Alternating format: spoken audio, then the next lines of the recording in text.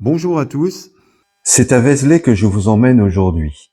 Mais avant, c'est à Saint-Père, le long de la Cure, que nous avons établi notre camp de base et que nous avons découvert ce village qui ne manque pas de curiosité.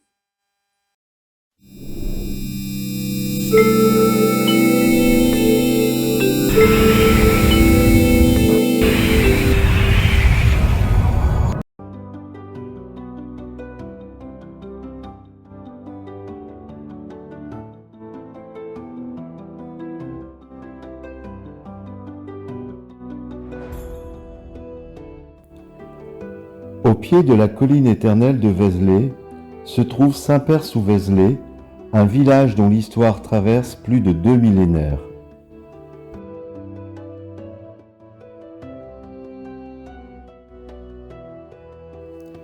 Au XIIIe siècle, Saint-Père connaît un nouvel essor. Son église Notre-Dame, chef-d'œuvre du gothique bourguignon, se dresse avec élégance. Ses voûtes élancées, ses sculptures et ses vitraux racontent la foi et la prospérité de l'époque.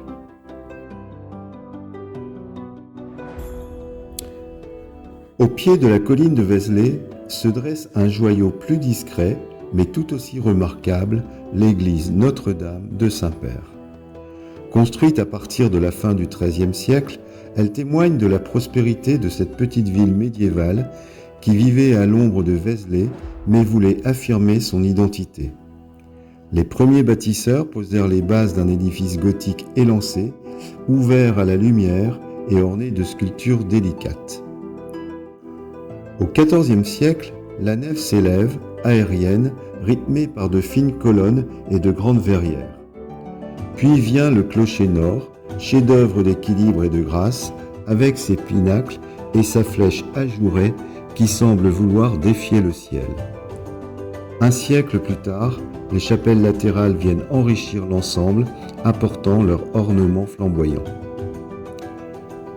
On surnomme parfois Saint-Père une cathédrale miniature.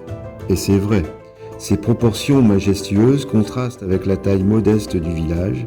Ici, tout respire l'ambition d'une communauté qui voulait rivaliser de beauté avec l'abbaye voisine. Au XIXe siècle, Prosper Mérimée, inspecteur général des monuments historiques, inscrit l'église de Saint-Père sur la toute première liste des édifices protégés.